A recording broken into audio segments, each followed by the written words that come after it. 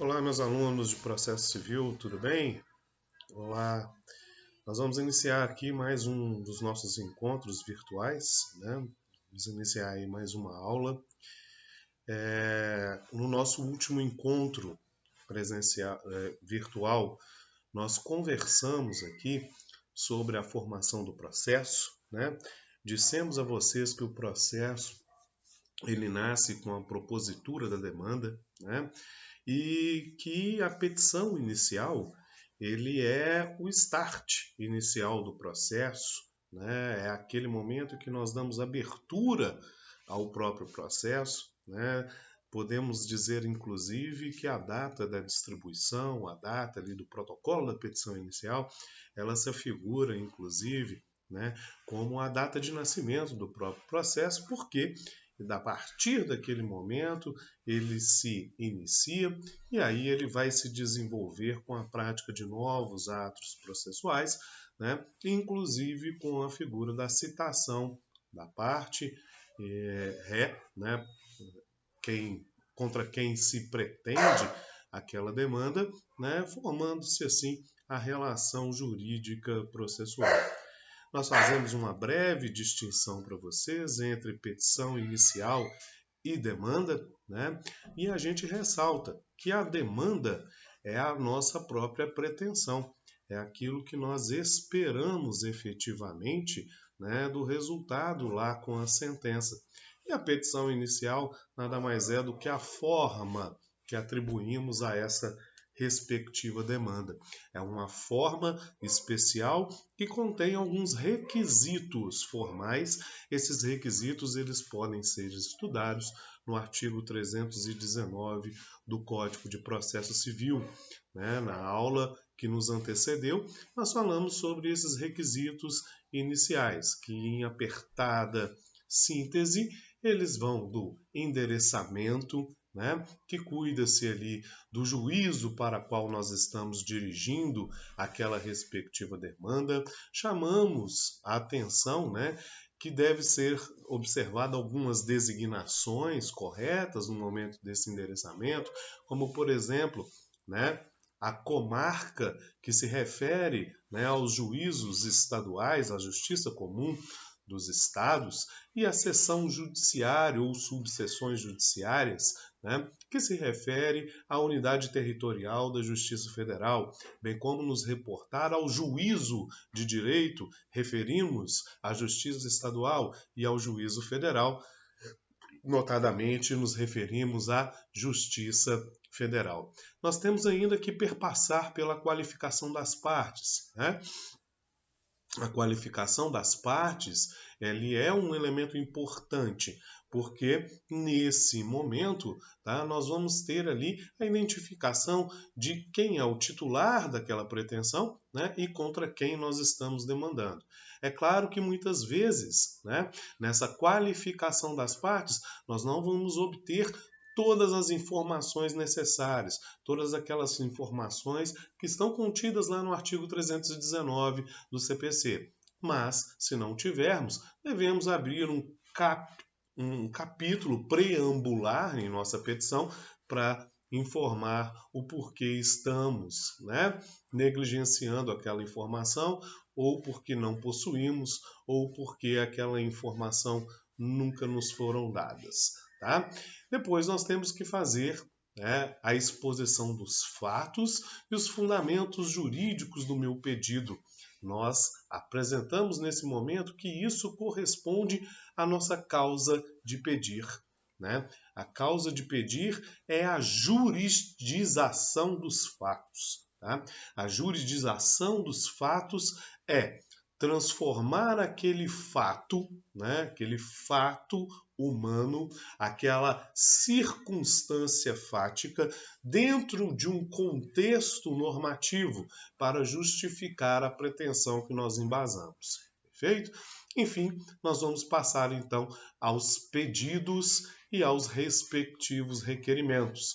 Pedido, tudo aquilo que a gente espera com a providência judicial. É a própria pretensão que deduzimos em juízo. Em requerimentos, vamos ter aquelas atos processuais, requerimento intimamente ligado a procedimento, a requisitos do processo, né? Tudo aquilo que nós precisamos de requerer em forma de atos processuais para que aquele processo se desenvolva regularmente e tenha condições de chegar ali, né, ao seu resultado final com a aprovação da sentença. Temos ainda que fazer o requerimento de provas, né?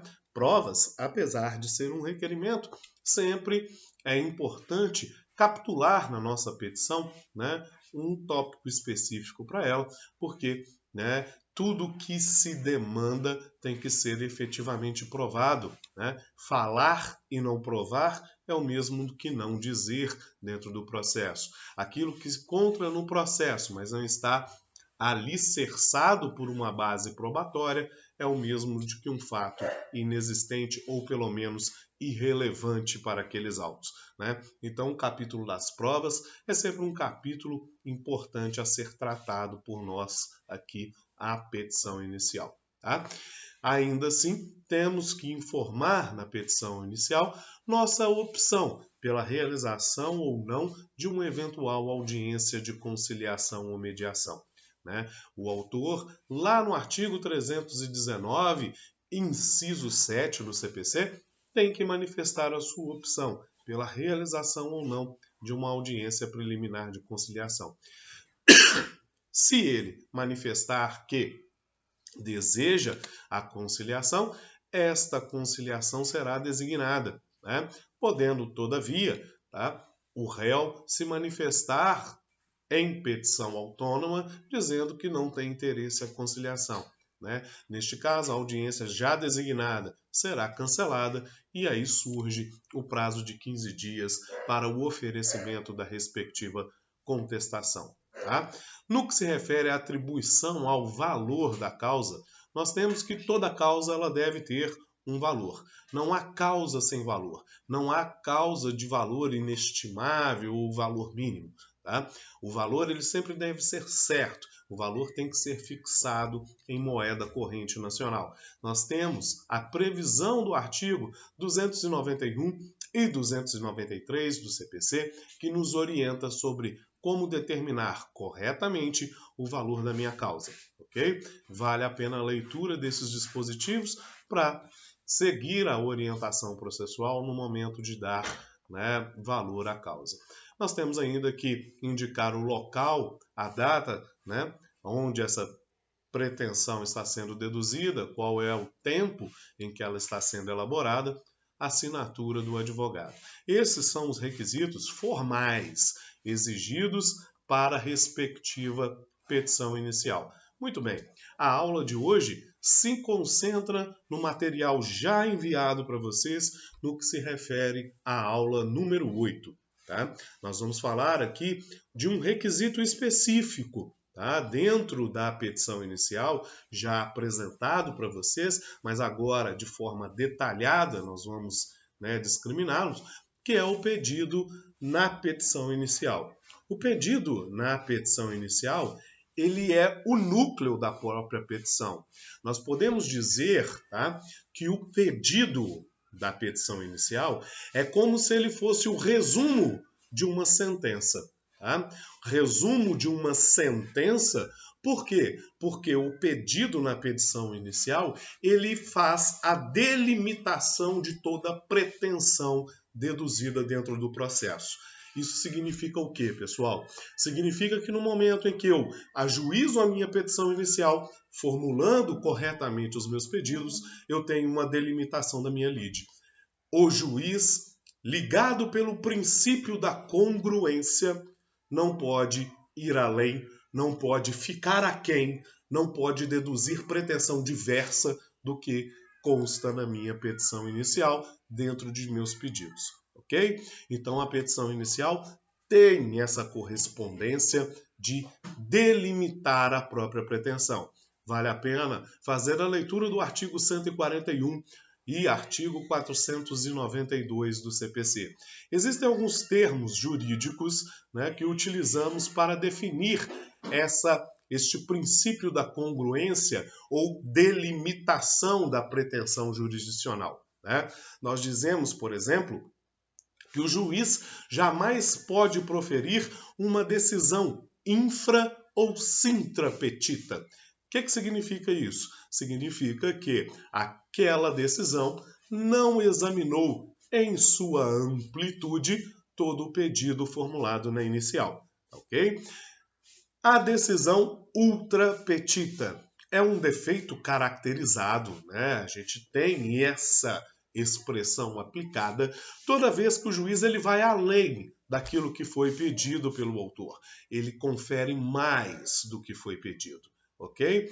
E a respectiva decisão extra petita, né? Ele profere uma decisão diversa daquilo que foi postulada pelo respectivo autor, né?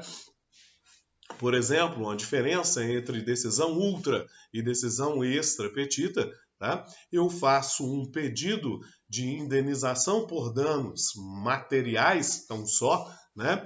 E o juiz ele me defere um pedido de indenização por danos morais, ok? Ou seja, o juiz ele dá aqui uma pretensão diversa daquela que eu postulei na minha petição inicial. Pedi, né, a condenação do réu nos danos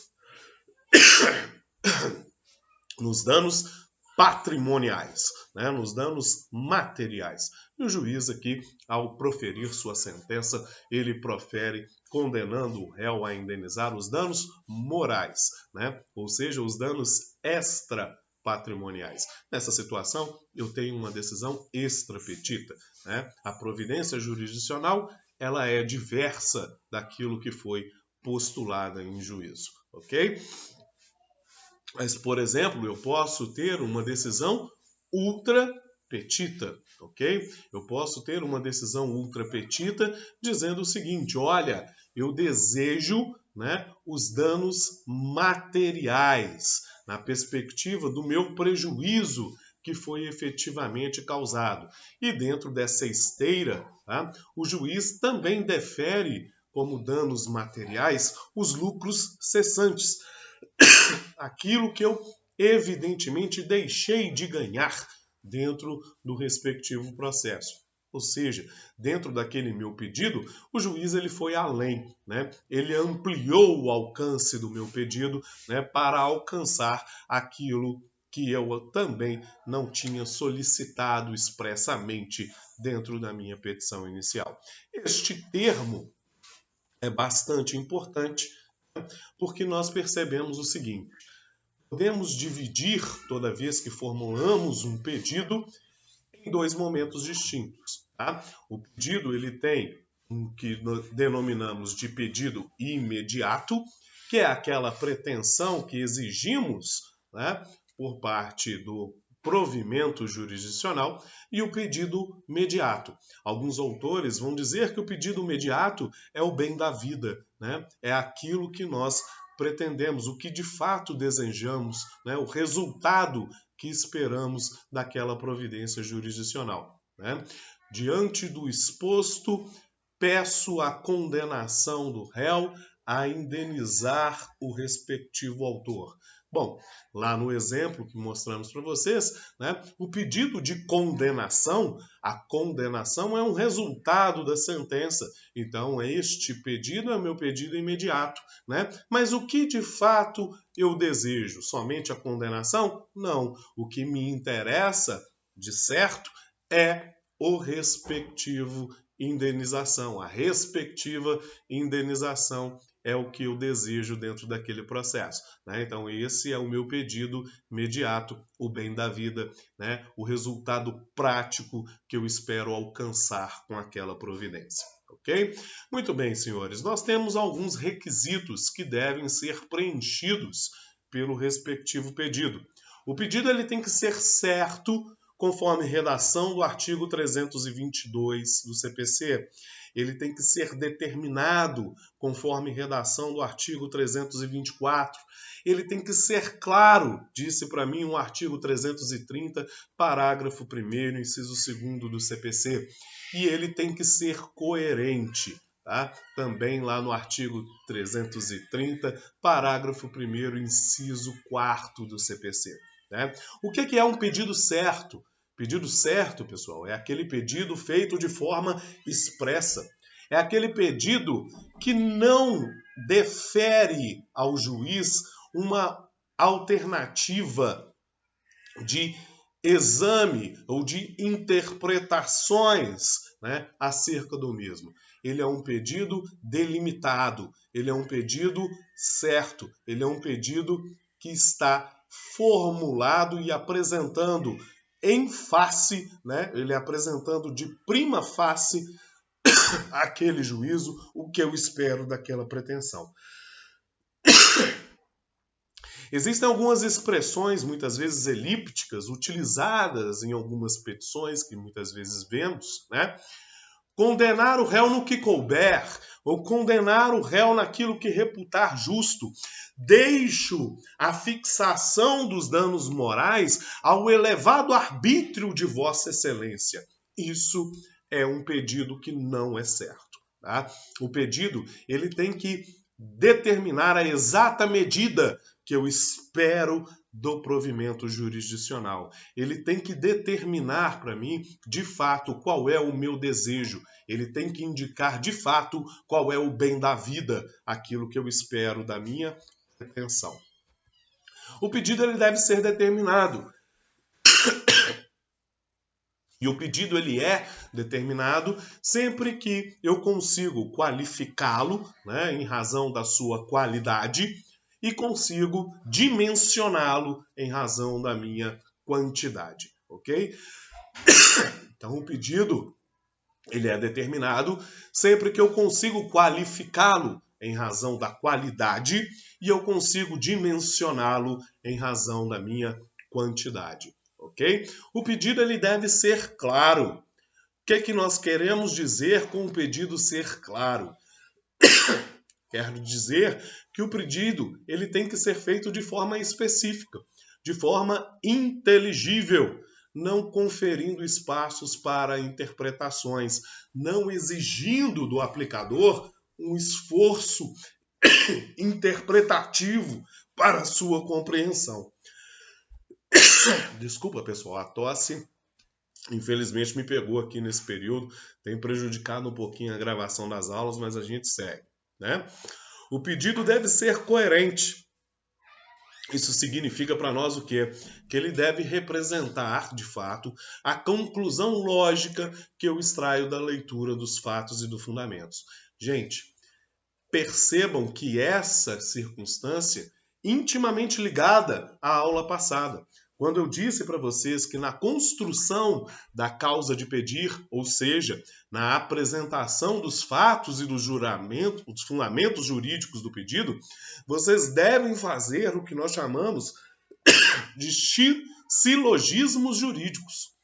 Ou seja, você apresenta, né, qual é o fundamento jurídico, né, ou a inteligência contida naquela norma, e apresenta a inteligência contida naquela norma diante do fato vivenciado, né?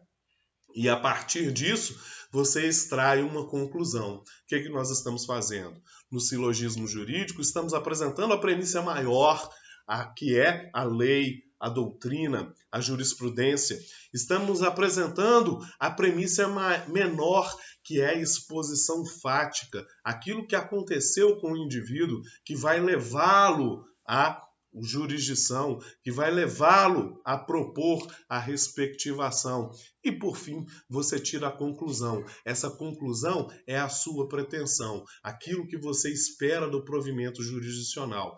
Percebam, então, que se vocês conseguirem fazer uma leitura dos fatos e fundamentos apresentados, vocês devem chegar numa lógica que é o pedido que vai ser formulado.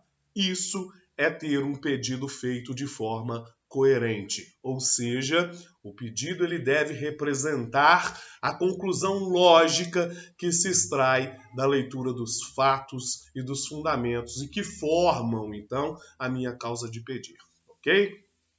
Muita atenção, porque a inobservância destes requisitos vão implicar na inépcia da petição inicial e, consequentemente, no indeferimento da petição inicial, né? Se determinada a sua correção, o respectivo autor quedar-se inerte, quedar-se silente, não promover a respectiva correção no prazo afixado pelo juiz, né? Ou, né, quando nós tivermos que essa pretensão, que este defeito, ele é um defeito insanável, né? Neste caso, teremos que indeferir a petição inicial, conforme lá a redação do artigo 321, no seu parágrafo único. Ok? Muito bem, senhores. Ainda dentro dessa temática, para nós a acumulação de pedidos, né? Ou pedidos, vamos tratar da acumulação dos pedidos. Acumular pedidos, né, é realizar mais de uma pretensão dentro daqueles respectivos autos.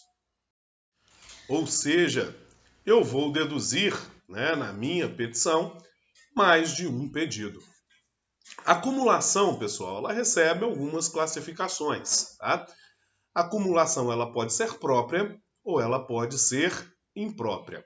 Vamos começar primeiro com a acumulação própria de pedidos.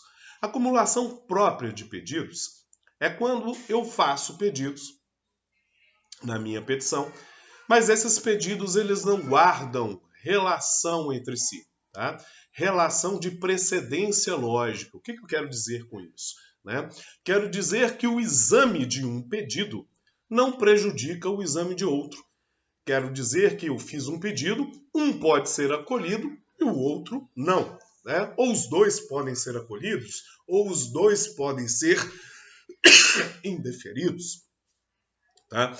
Eles não guardam uma vinculação de causalidade no que se refere do acolhimento de um, impedir o exame do outro ou prejudicar o exame do outro, tá? Neste caso, teremos uma acumulação simples, né? Por exemplo, nas ações de indenização, em que peço, né, a condenação em danos morais e danos materiais. Danos morais e danos materiais. Pode ser que no exame fático, né, ali daquele processo, o juiz entenda que ali houve dano material, mas que o dano moral não restou suficientemente provado, né, ou ele não vislumbrou o dano moral. Ou, ao inverso, ele pode entender que houve sim dano moral, né, mas não houve dano material. Olhem só para vocês verem. Vamos imaginar, por exemplo, que eu estou, né, litigando aqui, demandando sobre uma cobrança indevida que me foi feita e, consequentemente, resultou na negativação do meu nome no SPC e Serasa.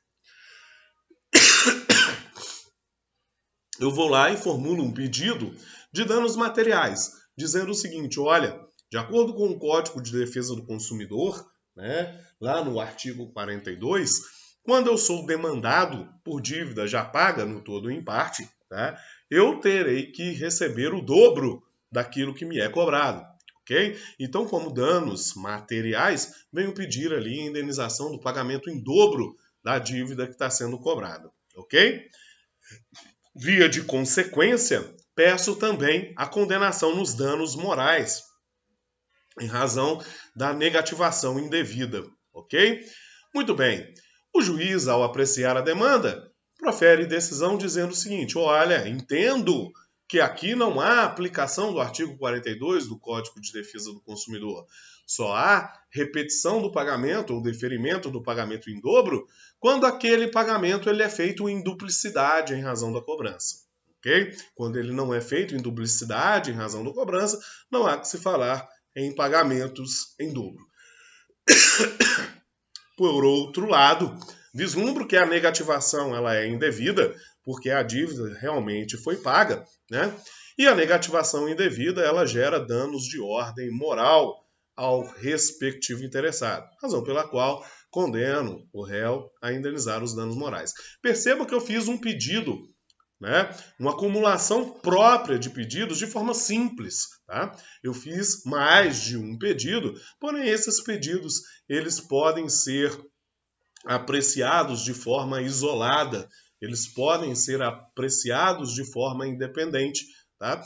Um não prejudica o exame do outro. Ambos poderiam ser acolhidos, ambos poderiam ser indeferidos, ou eu poderia acolher um e afastar o outro, ok? Sem nenhum prejuízo. Já na acumulação sucessiva de pedidos, tá? Ao contrário da acumulação simples, eles guardam entre si um vínculo de precedência lógica. Isso quer dizer que se eu acolher uma parte, né, consequentemente, eu estou excluindo o acolhimento da outra. Tá? Aqui vou até transcorrer um exemplo que utilizamos no nosso material. Vamos imaginar lá, nesse mesmo caso que expomos, né, eu estou pedindo que seja declarada a inexistência da dívida, né, e, consequentemente, venho pedir ali, né, a condenação por danos morais em razão da cobrança indevida. Né? No exame da causa, o juiz, se ele declara que a dívida existe, se ele nega a minha pretensão e declara que a dívida é existente, prejudicado está o meu pedido de danos morais, ok? Então, o exame de um pedido, ele acaba prejudicando o exame do outro. Porém, se ele entender que a dívida existe, tá? Nestes casos, ele pode apreciar o outro pedido, né? Entender se há danos morais ou se não há danos morais. Então, se ele dizer, olha, a dívida não existe de fato, ok? Agora vamos verificar se em razão dessa inexistência da dívida, né, houve resultado, né, de ofensa à esfera moral desse indivíduo. Neste caso, tá, o juiz ele pode acolher ou rejeitar o pedido de danos morais. Muito bem. Acumulação imprópria.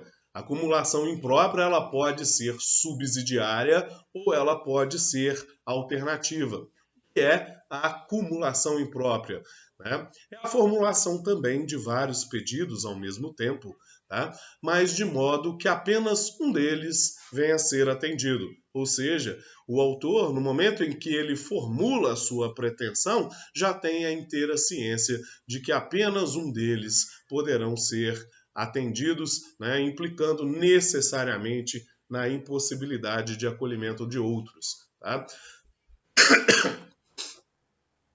Na acumulação imprópria, né, subsidiária, nós vamos delimitar aqui uma pretensão de preferência, né, e na exclusão dessa pretensão de preferência, aplicando-se aqui o que nós chamamos de princípio da eventualidade, né, ou regra da eventualidade, nós vamos passar aqui ao acolhimento de outras. Né? Como eu bem já falei com vocês, eu litigo, demando bastante na área de previdência social, então é muito comum, né, nós fazermos pedidos, né, na forma de cumulação imprópria e de modo subsidiário.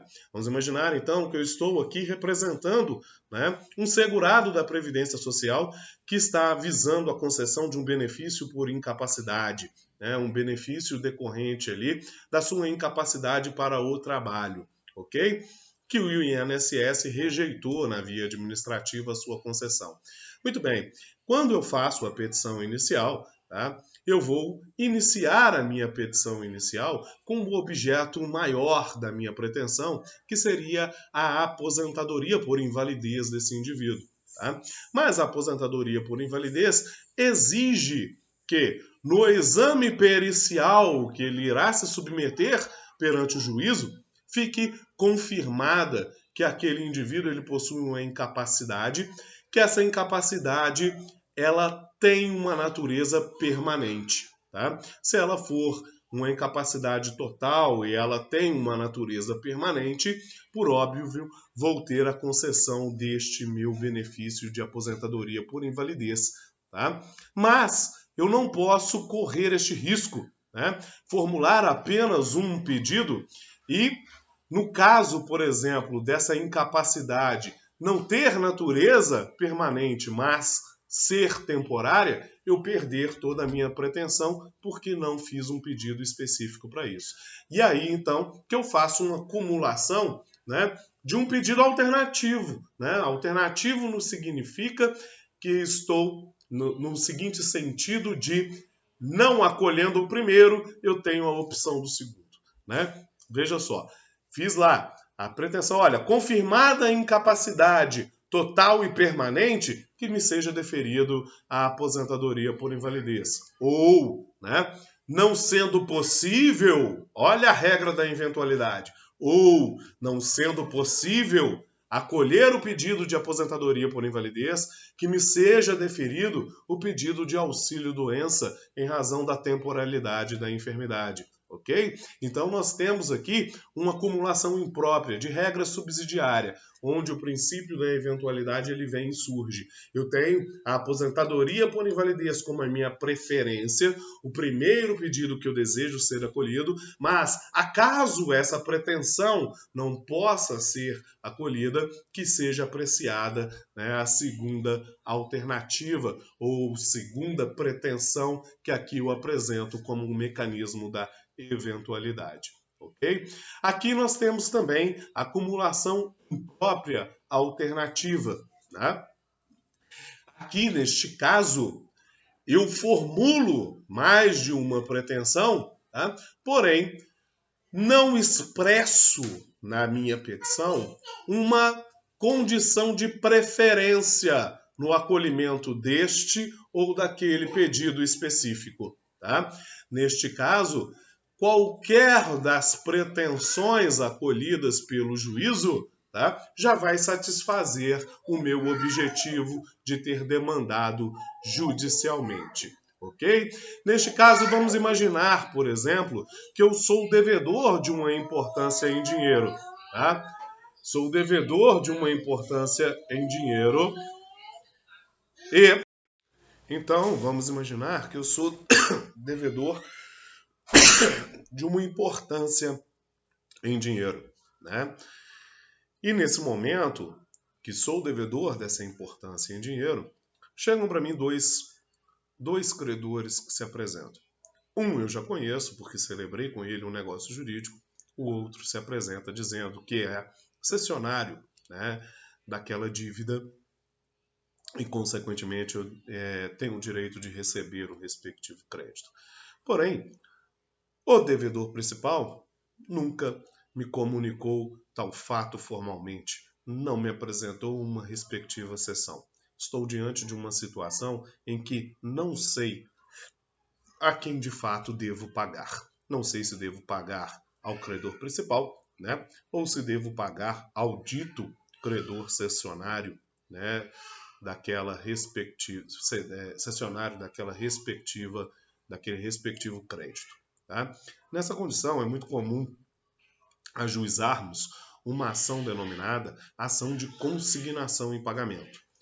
Ajuizamos uma ação de consignação em pagamento, tá, para que aquele que o juiz declarar como, né, o respectivo credor da obrigação faça o levantamento do dinheiro, dando plena quitação à respectiva obrigação. Então vamos imaginar então que eu fiz lá nas minhas pretensões o pedido de pagamento A ou pedido de pagamento AB, conforme, né, o juiz entender ser o respectivo credor do respectivo crédito. Tá? Neste caso, se o juiz acolher e determinar, né, que A é o respectivo credor e determine a ele o recebimento da importância, para mim, que sou o autor da demanda, tudo bem. Se ele determinar que é B quem deve receber aquela importância, para mim, autor da demanda, também está tudo bem. Reparem, então, que eu não tenho uma ordem de precedência na minha pretensão. Pode ser acolhido A, pode ser acolhido B, que para mim, né, aquele processo terá um resultado satisfatório, não havendo, então, interesse